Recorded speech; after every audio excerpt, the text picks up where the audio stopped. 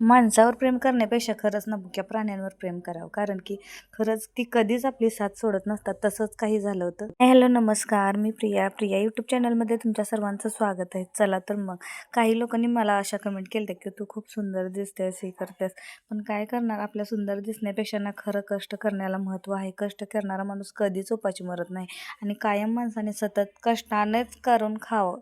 आरामचं खाल्ल्यापेक्षा ना कष्टाचंच खाल्लेलं बरं. तर मी आज आले होते रानात, तर आमच्या शेळ्यांना आज काहीच खाऊ नव्हता, तर म्हटलं रानातील वैरण थोडी घेऊन यावं.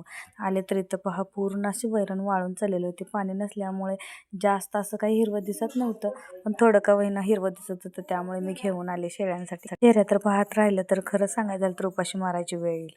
मला तर बोलतात तू सारखे व्हिडिओज काढत असते, पण खरं सांगायचं झालं तर सगळं काम करत करत माझंच व्हिडिओ काढणं चालू असतं. तर मी काही काम धंदा करून सगळं करूनच मी माझं काम करत असते. मी ना जो दिवस येईल तो प्रत्येक क्षण आनंदाने जगत असते. कितीही दुःख असलं ना तर ते दुःखाचं ओझं पाठीवर ठेवूनच जगत असतात. माणसांवर पण प्रेम माया दया करा. खरंच पण असं नाही वयस्कर माणसांची आपण प्रेमानेही वागू शकतो. तसंच काही झालं तर थोड्याच वेळाने मी घरी आले तरी आजी आली होती. भाजीपाला उद्या कोणतरी नेल म्हणजे मला म्हातारी आली होती ना, नेलं जाऊन नग बाई मला तुमचं तुम्ही द्या व्हायचं काय द्या तेवढं असं म्हणजे चोरून कधी आणलं नाही ना. नाही बाबा, मालकाला विचार. मालकाला मग ती म्हणणार घे घे म्हातारी, कशाला घेते मी मला तुम्ही काढा द्या. ही म्हातारी बी तशीच आहे तुझ्या.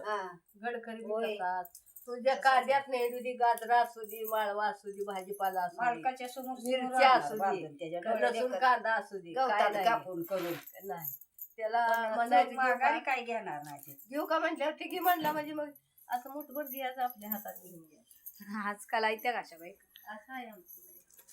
कुणाला तुझा तसं सोडून आणलं नाही कधी. ह्या दोघींचं तर बोलणं आजींचं तुम्ही ऐकलंच असेल. खरं सांगायचं झालं तर आजकालच्या जगात तर इतकं प्रामाणिक कोण असेल का हो.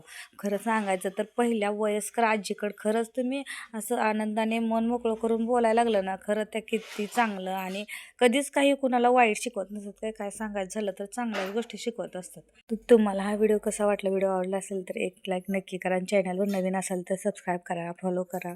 पुन्हा भेटू, बाय.